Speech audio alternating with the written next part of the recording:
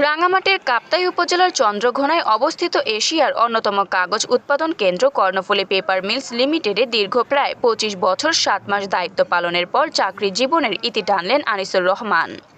শনিবার ৩ মে সকালে তিনি তার কর্মস্থলে শেষ স্বাক্ষর করেন। কাপ্তাই প্রতিনিধি রিপন মার্মার প্রতিবেদনে থাকছে বিস্তারিত। আনিসুর রহমান ১৯৯৯ সালের ১৪ সেপ্টেম্বর অফিস সহকারী হিসেবে কর্ণফুলী পেপার মিলসে যোগ দেন। তিনি ছিলেন প্রতিষ্ঠানের প্রাক্তন শ্রমিক মৃত অলিমুদ্দিন মিয়ার পুত্র এবং ডিপেন্ডেন্ট হিসেবে নিয়োগ পান।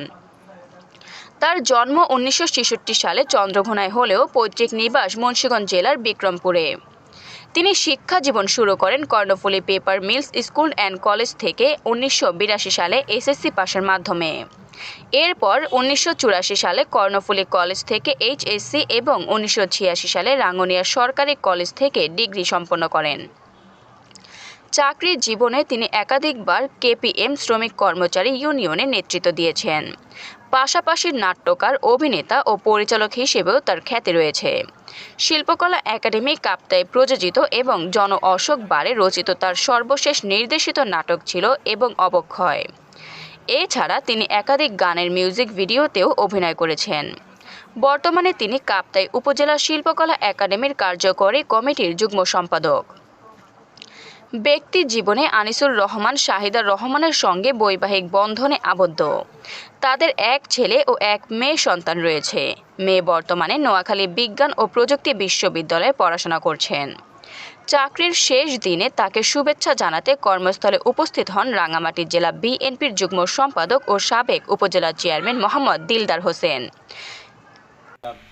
প্রাক্তন উপজেলা পরিষদের চেয়ারম্যান দিলদার নেতৃত্বে যারা আসছেন সবার কাছে আমি কৃতজ্ঞ যে আসলে এটাই হলো চাকরির যে বিধিমালা থাকে যে প্রত্যেকের হয়তো এখন চাকরি একসময় দুনিয়া ছেড়ে যেতে হবে, এটাই নিয়ম। তো আজকে আমার অফিসিয়ালি আমার শেষ কর্মদিবস। আমি চেষ্টা করেছি যে কাজ যা ছিল কাজকে ফাঁকি দেই নাই, কাজ করার চেষ্টা করেছি। বাকিটা আমার রেজাল্ট কাজে ছিল এখানে। এখন এই কেপিএমের বর্তমান যে পরিস্থিতি বা লোকবলের যে সংকট, এই সংকট মুহূর্তে ওনাকে আমরা মানে হারিয়ে কেপিএমের একটা মানে দুর্যোগ মুহূর্তে এসে পৌঁছেছে। তারপরেও যেহেতু এই রিটায়ারমেন্টে যেতে হবে, এটা হলো প্রকৃতির নিয়ম বা সার্ভিস গেজেটের নিয়ম। তো সেই অনুযায়ী উনি এই পরবর্তী জীবন ফ্যামিলি, পরিবারবর্গ সবাইকে নিয়ে ভালোভাবে কাটাবে, সেটাই আমরা ওনার এই কর্মজীবন আমি যতটুকু জানি, ওনার যে অফিসিয়াল বস যিনি বলেছেন উনি কিন্তু দক্ষ এবং নিবেদিত প্রাণ ছিলেন কর্ণফুলী পেপার মিলের জন্য। তারপরে কর্ণফুলী পেপার মিল বাংলাদেশের ঐতিহ্যবাহী একটি শিল্প প্রতিষ্ঠান। তো এই ঐতিহ্যবাহী শিল্প উপমহাদেশের মধ্যে বিখ্যাত একটি প্রতিষ্ঠান।